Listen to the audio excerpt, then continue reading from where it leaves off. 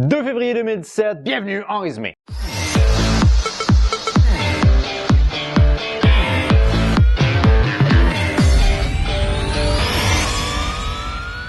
Bonjour à vous communauté, mon nom est Yves Lantier, bienvenue en résumé l'actualité avec une pointe d'humour et d'humanisme. Alors communauté, j'espère que vous avez passé une excellente semaine, bien entendu. Moi, ce que je dois dire, c'est que ma semaine a été quand même plutôt relax, donc il y a eu essentiellement du repos et pas vraiment de faits majeurs à mentionner. Alors, lançons-nous directement dans le vif du sujet. La semaine dernière dans l'actualité, je pense que ce qui a le plus retenu l'attention, c'est bien entendu l'attaque qui a eu lieu à Sainte-Foy dans la région de la ville de Québec, ici au Québec. Alors, il y a un jeune homme du nom d'Alexandre Bissonnette qui est âgé de 27 ans qui a ouvert le feu dans une mosquée et qui a fait un total de 6 victimes. C'est un événement qui, bien entendu, est un événement qui est tragique parce que malheureusement, il y a 6 personnes qui avaient absolument aucun rapport dans le débat public, qui ont perdu la vie parce qu'ils ont été priés, donc ils étaient juste à la mauvaise place au mauvais moment.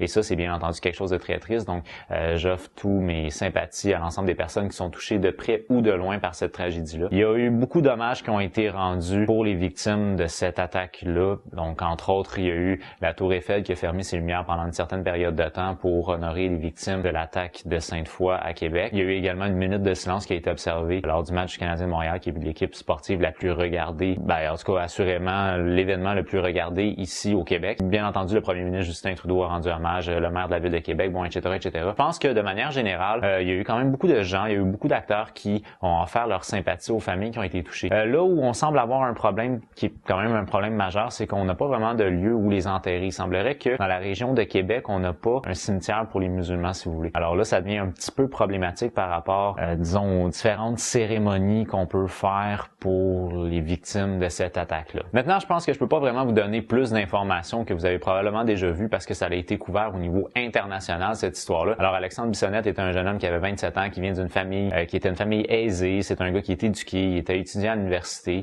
Donc, il y avait à peu près rien au niveau de ce qu'on pourrait dire le profil social distant qui laissait croire que cet homme-là pourrait aller vers ça. Par contre, là, ce qu'on approfondit un petit peu notre recherche, là, ce qu'on réalise, c'est que le gars était clairement troublé dans sa tête. Là, il y a quelque chose qui marche pas rond. Pourquoi? Parce que d'abord et avant tout, c'est un gars qui admirait beaucoup Pauline Marois, Marine Le Pen et Donald Trump. Alors, si jamais vous ne savez pas, eh bien, Pauline Marois, c'est une ancienne chef de parti ici au Québec qu'on pourrait qualifier comme étant une chef de centre-gauche, alors que Madame Le Pen est elle-même de droite et Donald Trump est, selon moi, un misogyne. Fait qu'il y a quand même un certain manque de cohérence là-dedans. Le seul point commun que les trois ont, c'est que c'est trois personnages qui sont très nationalistes. Alors, c'est à peu près le seul point que j'ai pu trouver. Mais là où l'homme est devenu, donc Alexandre Bissonnette est devenu, selon moi, totalement incohérent, c'est lorsqu'il fait un lien entre les féministes puis le nazi. Donc, il n'y a absolument aucun lien à faire entre les deux. Donc, selon moi, c'est vraiment une preuve qui est vraiment très claire que le gars, il était pas bien dans sa tête. Ça a l'air que c'était un gars qui était vraiment très raciste. Donc, du moment où tu n'avais pas la peau blanche, à ce moment-là, tu étais un ennemi pour lui. Donc, il semblerait que ce soit ça qui justifie son geste dans la mosquée. Maintenant, ce que je veux ajouter concernant cette histoire-là,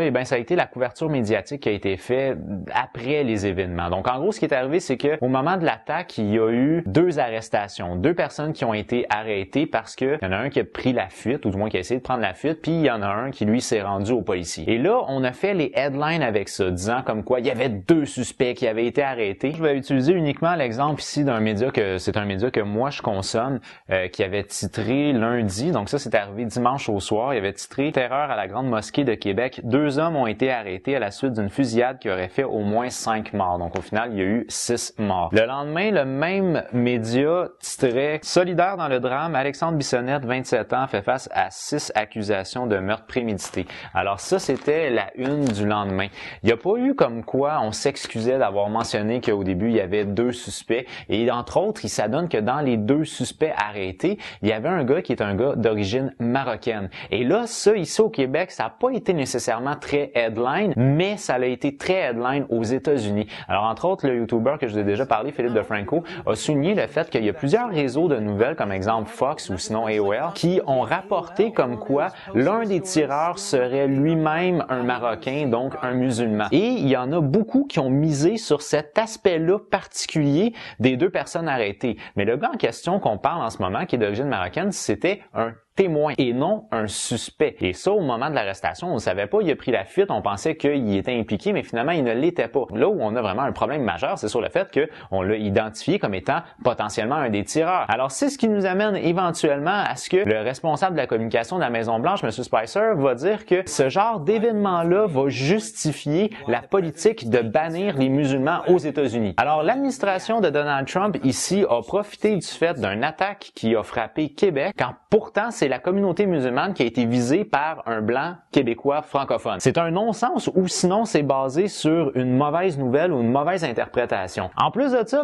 l'administration Trump a décidé d'afficher publiquement par le compte Twitter, encore une fois de M. Spicer, le renvoi de la procureure générale des États-Unis, Mme Yates. Parce que Mme Yates, en gros, c'est qu'elle était en désaccord et elle disait ouvertement qu'elle ne voulait pas appliquer la politique de bannir les musulmans des États-Unis parce que selon elle, ça allait à l'encontre de sa profession, disons. Faut mentionner, c'est que Mme Yates avait été nommée par Barack Obama et c'était pour des raisons intérimaires, là, parce qu'il y a quelqu'un d'autre qui va prendre sa place éventuellement. Bon, enfin bref, il en reste pas moins que M. Trump a encore une fois, ou du moins l'équipe de M. Trump a encore une fois utilisé Twitter comme étant un canal officiel pour communiquer avec les médias par rapport à quelque chose qui est quelque chose d'intérêt national. Non seulement est-ce que l'administration Trump a fait une mauvaise interprétation, ils se sont basés sur des informations qui étaient provisoires par rapport à l'attaque sur Québec et là, ils ont identifié un homme comme étant un homme marocain qui était un danger pour la vie des citoyens canadiens. Par la suite, bon, ils ont envoyé également une femme qui avait un rôle important au niveau étatique et ils l'ont fait pour l'annoncer publiquement par le biais de Twitter. Selon moi, ça, c'est vraiment un portrait qui est très rapide, mais il en reste pas moins que c'est un très beau portrait de l'administration de M. Trump qui n'est pas vraiment, selon moi, une administration très responsable au niveau de sa gestion comme ça des communications. Alors, je ne veux pas ici juger tout l'ensemble des politiques qu'il va faire ou qu'il a déjà fait. Ce que je dis, c'est qu'au niveau de la gestion des communications, ils l'ont pas pantoute. Puis je pense qu'on a deux très belles preuves ici.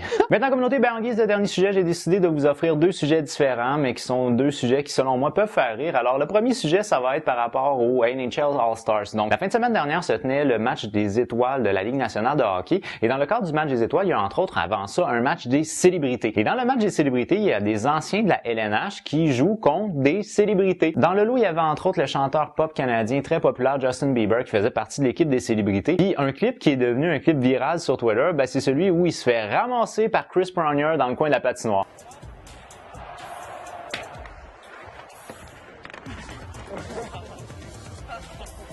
C'est quand même assez drôle de voir Justin Bieber qui se fait écraser à la face dans baie-vitrée par un ancien joueur de hockey qui est vraiment très imposant, soit dit en passant, Chris Pronger. Fait que c'est un clip que moi j'avais bien aimé. Si jamais vous êtes un Bieber haters, probablement que ça vous a réjoui vous aussi. Moi je peux pas vraiment dire que ça m'a réjoui, mais ça m'a fait rire, donc je voulais quand même le mentionner. Le dernier clip que je veux vous présenter communauté, cette fois-ci c'est une jeune femme au United Kingdom, au Royaume-Uni en français, qui se préparait à sortir pour sa fête. Au moment où elle se préparait pour sortir pour sa fête, elle était avec une de ses amies, les deux déconnaient un peu ensemble, ils riaient puis ils faisaient un semblant de danser sur une musique XY.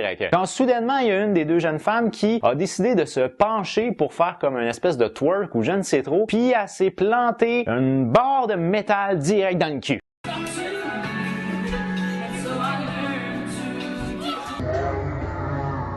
Maintenant, sur le clip, ce qu'on peut voir, c'est la femme souffrir, ma foi, puis qu'elle est sur le bord des larmes parce qu'elle vient de se faire défoncer l'anus par une barre de métal, rien de moins. Maintenant, ne vous en faites pas, elle a été admise à l'hôpital. Aujourd'hui, elle est déjà sortie, elle a obtenu son congé d'hôpital avec quelques points de suture puis des avertissements comme quoi fais attention sur quoi tu t'assis. Sur ça, communauté, pour moi, c'est déjà tout. Alors, je vous remercie beaucoup d'avoir regardé ma vidéo. Si vous l'avez aimé, n'oubliez pas de donner un petit j'aime. Si vous l'avez vraiment aimé, bien entendu, vous pouvez la partager. Ça me fait toujours plaisir d'accueillir des nouveaux abonnés. Sur ce, communauté, moi, je vous dis à jeudi prochain. J'ai déjà hâte de vous voir. As always, with love. Bye bye. Are you listening? Damn.